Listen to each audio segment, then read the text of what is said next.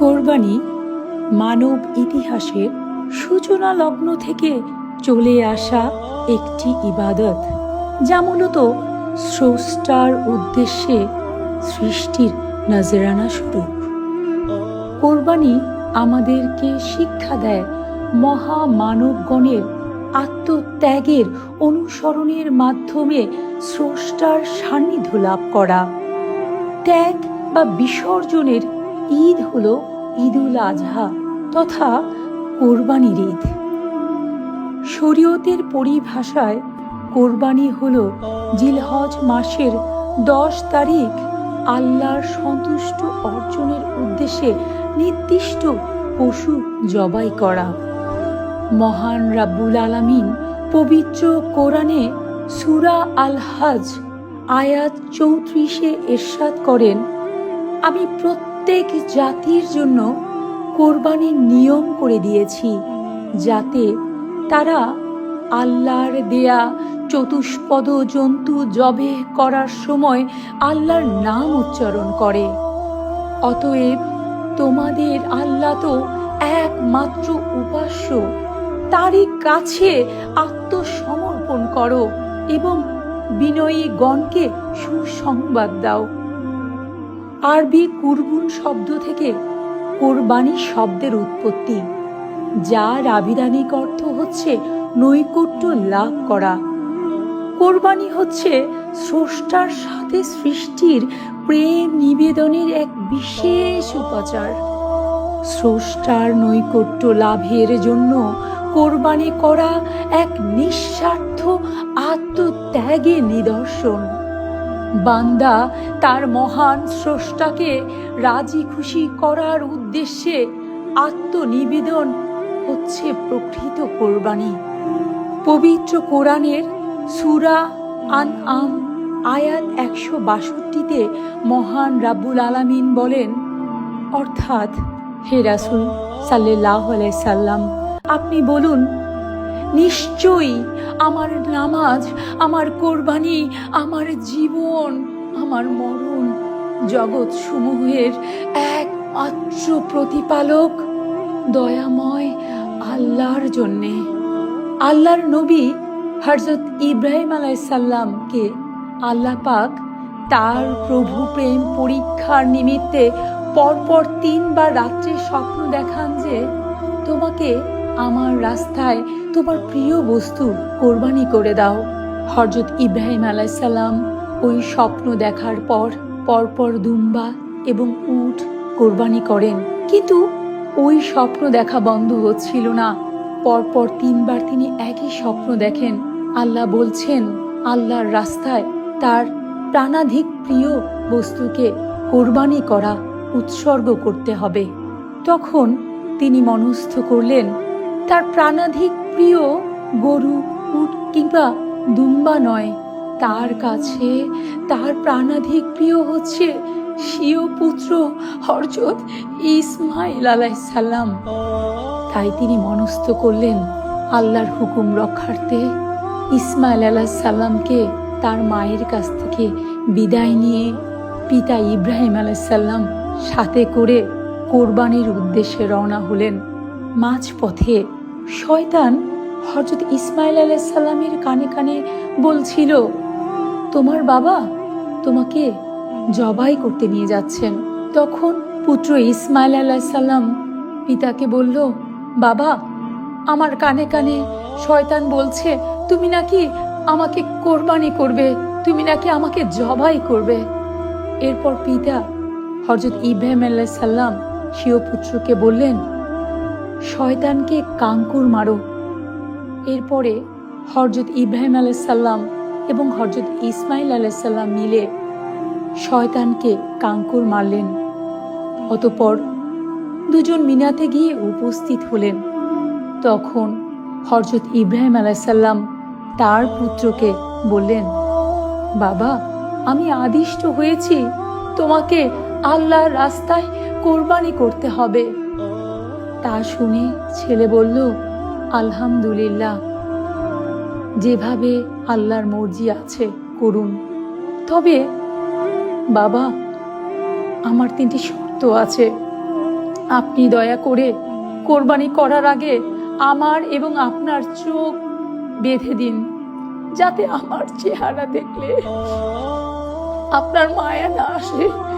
আপনি যেন আমাকে আল্লাহর রাস্তায় কোরবানি করতে পারেন। আপনি দয়া করে আমার রক্ত মাখা জামা আমার মাকে ফিরিয়ে দিবেন, কারণ আমি আমার মায়ের একমাত্র সন্তান। আমার রক্ত মাখা জামাটা পেলে আমার মা একটু সান্ত্বনা পাবেন। আর বাবা, 3য় শর্ত হচ্ছে, আপনি দয়া করে কোরবানি করার আগে আমার হাত পা ভালো করে বেঁধে নিবেন, কারণ আপনি তো আল্লাহর রাসূল। আমার গলা কাটার সময় যদি আমি হাত পা ছোড়াছুড়ি করি আর তখন যদি আপনার গায়ে লাগে, আমার তো বেয়াদবি হবে। অতঃপর ইব্রাহিম আলাইহিসসালাম পুত্র ইসমাইল আলাইহিসসালামের সবগুলো প্রার্থনা মঞ্জুর করলেন, মনস্থ করলেন ছুরি দিয়ে পুত্রর গলা কাটবেন। যখনই পিতা ইব্রাহিম আলাইহিসসালাম হযরত ইসমাইল আলাইহিসসালামকে কোরবানি করতে গেলেন, কোনোভাবেই গলা কাটছে না। তিনি বারবার চেষ্টা করছিলেন। যখন কোনোভাবেই গলা কাটতে পারছেন না, তখন তিনি বেহাল বেকারার হয়ে পড়লেন। কেন কেন আল্লাহ তাআলা তার কোরবানি কবুল করছেন না? বেহাল অবস্থায় তিনি ছুরিকে ছুঁড়ে ফেললেন। অতঃপর নিক্ষিপ্ত পাথর 2 টুকরো হয়ে গেল। তার জজবা হয়ে গেল। তিনি আবেগ আপ্লুত হয়ে ছুরিকে ধমকের সুরে বললেন, এই ছুরি তুমি কাটছো না কেন? আল্লাহ রাব্বুল আলামিন দয়া করে তখন ছুরির জবান খুলে দিলেন। তখন ছুরি বলল, হে ইব্রাহিম আলাইহিসসালাম, আপনি তো একবার আল্লাহু আকবার বলে ছুরি চালিয়েছেন, অথচ আল্লাহ আমাকে শতবার করে বলছে, এই ছুরি সাবধান, ছুরি তুমি সাবধান, তুমি আমার বন্ধুর গলা কাটবে না। তবে আমি কার কথা শুনবো? এরপর হযরত ইব্রাহিম আলাইহিসসালাম যখন স্বীয় পুত্রকে আল্লাহর নির্দেশে আল্লাহর সন্তুষ্টির জন্য কোরবানি করতে মনস্থ করলেন, যখন তিনি হযরত ইব্রাহিম আলাইহিসসালামের গলায় ছুরি চালিয়ে দিলেন, তখন মহান আল্লাহ হযরত ইসমাইল আলাইহিসসালামের স্থলে একটি দুম্বা রেখে দিলেন। হযরত ইব্রাহিম আলাইহিসসালাম চোখ বাঁধা অবস্থায় স্বীয় পুত্র ইসমাইলের স্থলে দুম্বার স্থানান্তর দেখতে পেলেন না। অতঃপর দুম্বা কোরবানি হয়ে গেল। হযরত ইব্রাহিম আলাইহিসসালাম স্বীয় পুত্র ইসমাইল আলাইহিসসালামকে কোরবানি করার সময় বলেছিলেন, আল্লাহু আকবার, আল্লাহু আকবার। তখন জিব্রাইল ফেরেশতা বলছিল, লা ইলাহা আল্লাহু আকবার। আর ছুরির নিচে শায়িত ইসমাইল আলাইহিসসালাম বলেছিলেন, ওয়ালিল্লাহিল হামদ। যাকে কাটা হচ্ছে, যিনি আল্লাহর হুকুমে জবাই হয়ে যাচ্ছেন, তখনও ছুরির নিচে শুয়ে তিনি বলছিলেন, সমস্ত প্রশংসা সেই মহান রাব্বুল আলামিনের।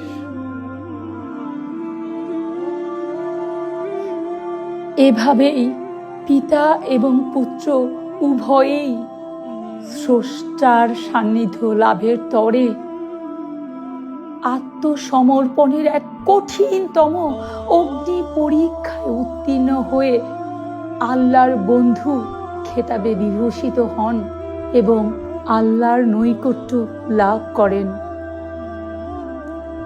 হযরত ইব্রাহিম আলাইহিসসালাম স্বীয় পুত্র ইসমাইল আলাইহিসসালামকে আল্লাহর নামে উৎসর্গ করে মহান স্রষ্টার পক্ষ থেকে খলিলুল্লাহ উপাধি লাভ করেছিলেন। তাদের সেই সুমহান আত্মত্যাগের স্মৃতি বহন করে আজও মুসলিম জাতির মধ্যে সুন্নতে ইব্রাহিম হিসেবে প্রতি বছর কোরবানি করার রেওয়াজ চালু করা হয়েছে। আমার মহান মুর্শিদ সুফি সম্রাট হযরত মাহবুবে খোদা দেওয়ানবাগী আমাদেরকে শিখিয়েছেন কিভাবে খেয়াল কারবে রেখে শপথ করতে হয়। তিনি আমাদেরকে শপথ করার প্রক্রিয়া বলেছেন। আমাদেরকে পশু জবাইয়ের সাথে সাথে খেয়াল করতে হবে, হে দয়াময় খোদা, পশু যেমন আমি তোমার নামে উৎসর্গ করছি, আমি আমার নফসকে তোমার কদমে উৎসর্গ করে দিলাম। আমার হায়াতে জিন্দিগিতে যত দিন বেঁচে থাকব, আমি যেন তোমার ইচ্ছার বাহিরে না চলি। আমার জন্য যা কিছু মঙ্গল তুমি নির্ধারণ করে রেখেছ, দয়া করে এই জীবনে তুমি তাই ঘটাও। আমার মহান মুর্শিদ কেবলাজান বলেন, কোরবানি দিতে হলে যার যার কোরবানি স্বহস্তে আদায় করুন এবং কোরবানির সময় খেয়াল করতে হবে আমরা যেন নিজেদের আত্ম অহংকার, লোভ, লালসা, বিদ্বেষ, হিংসা এবং নিজের নফসের খায়েশকে পরিত্যাগ করে পরিপূর্ণভাবে মহান স্রষ্টার ইচ্ছায় পরিচালিত হয়ে তার সন্তুষ্ট অর্জন করার সংকল্প লাভ করতে পারি। অথচ আমাদের সমাজে যদি দৃষ্টিপাত করি, দেখব কোরবানির জন্য ধার্যকৃত পশু ক্রয় করার ক্ষেত্রে আমরা পশুর আকার, আকৃতি, রং, পশুর ওজন এবং মূল্য নিয়ে দাম দর করার কথা নিয়ে প্রকাশ্যে প্রতিযোগিতা করে চলি। অথচ কোরবানির মূল লক্ষ্য উদ্দেশ্য হল মহামানবগণের আত্মত্যাগের নিদর্শন। আর জাহিরি পশু কোরবানির সাথে সাথে আমাদের খেয়াল করতে হবে আমাদের ভেতরের পশু প্রবৃত্তিকে, পশু চরিত্রকে যেন আমরা মহান স্রষ্টার নৈকট্য লাভে পরিপূর্ণরূপে আত্মসমর্পণ করতে পারি। মূলত নিজের জীবনকে আল্লাহর ইচ্ছায় অতিবাহিত করার নিমিত্তই হচ্ছে কোরবানির হাকিকত। বাহ্যিক পশু কোরবানির মধ্যে কোনো বরকত নেই। মূল কল্যাণ হচ্ছে, মূল বরকত হচ্ছে নিজের নাফসানিয়াতকে তথা ষড়রিপু, কাম, কুক্রোধ, লোভ, মদ, মোহ, মাৎসর্যকে আল্লাহর নামে উৎসর্গ করে দেয়া। আমাদের দেশে প্রচলিত আছে মুসলমানরা নিজেদের নামে, পিতার নামে, সাত নামে কুরবানি দেওয়ার প্রথা চালু রয়েছে। আমার মহান মুর্শিদ সুফি সম্রাট হযরত মাহবুবে খোদা দেওয়ানবাগী মুর্শিদ কেবলাজান এই ভ্রান্ত মতভেদের সংস্কার করে বলেন, কোরবানি বান্দার নামে নয়, বরং বান্দার পক্ষ থেকে আল্লাহর নামে দিতে হবে। আমাদের প্রিয় নবী হযরত মুহাম্মদ সাল্লাল্লাহু আলাইহি সাল্লামও নিজে কোরবানি দেওয়ার সময় নিয়ত করতেন, হে আমার আল্লাহ, হে আমার স্রষ্টা, আপনি আমার পক্ষ থেকে, আমার পরিবার পরিজনের পক্ষ থেকে, আমার উম্মতের পক্ষ থেকে আমার কোরবানি দয়া করে কবুল করুন। আমার মহান মুর্শিদের আহ্বানে এদেশের মুসলমানগণ প্রচলিত সেই ভ্রান্ত প্রথার অবসান ঘটিয়ে বান্দার পক্ষ থেকে আল্লাহর নামে কোরবানি দিয়ে নিজেদের শিরক করা থেকে বিরত রাখতে সক্ষম হয়েছেন। আলহামদুলিল্লাহ। পবিত্র কোরআনুল কারিমের সূরা আল হাজের আয়াত 37-এ আল্লাহ তাআলা বলেছেন, আল্লাহর কাছে কোরবানির গোস্ত বা রক্ত পৌঁছায় না, তার কাছে পৌঁছে তোমাদের মনের তাকওয়া। সম্মানিত আশিকে রাসূলেরা, আসুন আমরা যার যার কোরবানি আমরা যেন সহজে তা আদায় করতে পারি। আমার মহান মুর্শিদ সুফি সম্রাট হযরত মাহবুবে খোদার নির্দেশনায় আল্লাহর সন্তুষ্টি লাভের উদ্দেশ্যে আমরা যাতে বাহ্যিক পশু কোরবানির সাথে সাথে মহান রাব্বুল আলামিনের সন্তুষ্টি লাভ, তার নৈকট্য লাভের নিমিত্তে আমাদের ভেতরকার পশু প্রবৃত্তিকে কোরবানি করার মাধ্যমে হাকিকতে কোরবানি অর্জন করতে পারি। মহান রাব্বুল আলামিন দয়া করে আমাদের সকলকে হাকিকতে কোরবানি অর্জন করার সুযোগ এবং সৌভাগ্য দান করুন। আমিন।